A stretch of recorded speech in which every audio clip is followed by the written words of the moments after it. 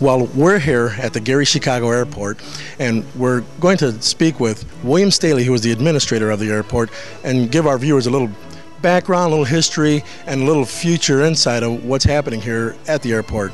Mr. Staehle, thank you for your time today. It's my pleasure, Nick. Okay, now can you give us, before we really get into the ongoings of the airport today, a little general background of the airport? Airport's been here 50 years. This terminal building we're standing in right now has been here for about 20 years. The airport, in its original history, was part of a military establishment when the military built the Nike base out here. But then the military turned it over to the city, and the city began to develop it as an airport, primarily for general aviation purposes, small aircraft, single-engine aircraft, privately owned aircraft. But in recent times, in the last couple of years, we've really begun to focus on bringing the airport into becoming an airport that can receive scheduled passenger traffic as well as cargo. And since 1995, when the mayor of Chicago and the mayor of Gary entered into an interstate compact, that compact officially brings the Gary-Chicago Airport into the Chicago system. So with O'Hare and Midway, Gary-Chicago is the third airport in that system. We also benefit from some of the taxes that are raised, some of the fees that are raised out of O'Hare because of that compact agreement that was signed by the two governors, by the governor and the two mayors of the states of Illinois and Indiana. So we are now really working to make this an airport where we can compete for passenger service.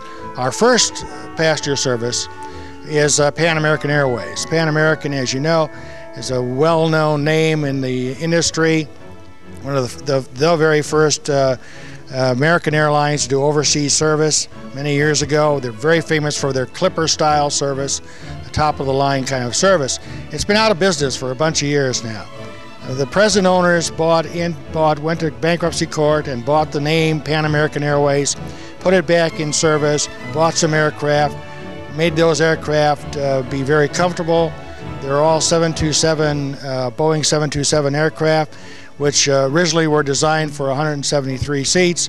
They now have 149 seats with wider aisles, wider legroom space between the rows of seats. Give me a little insight about the impact that this airport is going to make in future endeavors that are going to take place here in Northwest Indiana. Well, as you know, recently things have really started to hop. A lot of growth in Northwest Indiana. The City of Gary has acquired a Continental basketball team. The City of Gary has acquired the Miss USA pageant for the next 3 years.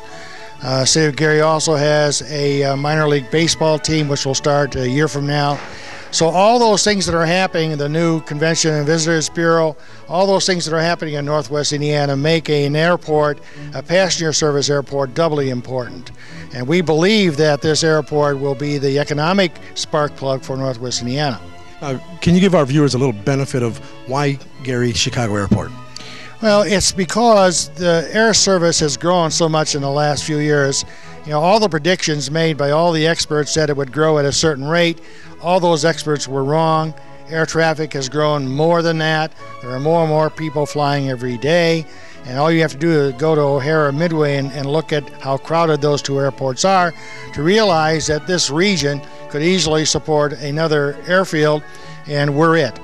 Some of the benefit of that is being so close to Chicago. Well, we're less than a half an hour to downtown Chicago. From here to downtown Chicago, less than a half an hour. The parking at our airport is free. So, I mean, if you're the passenger and you come to the airport, you drop your luggage off, you park your car, it's a minute from where you park your car to the terminal. It's a minute from the terminal to the plane. Parking is free. If you're gone 5 days or whatever, you come back, it's no charge. And you also have a rental car service on site? We have two rental car services, Enterprise and Hertz. At the present time, as we renovate this structure, we'll be adding additional rental car services. We have other ground transportation. We have a bus connection between here, a shuttle bus connection between here and the South Shore. We have van service into the Loop. We have limousine service into the Loop, and connections to the other two airports. So on the ground connection side, we're pretty good.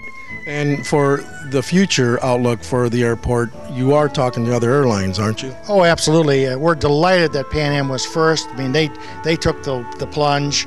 No one was here before. They were the first here, and we're very happy with that whole situation.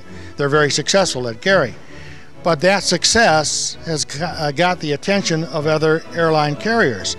So we're now talking to folks from the East Coast and folks from Southwest, who are Southwest part of America, not Southwest Airlines, who are interested in providing service to the Gary Airport because of its close proximity to Chicago and because of the benefits of the region.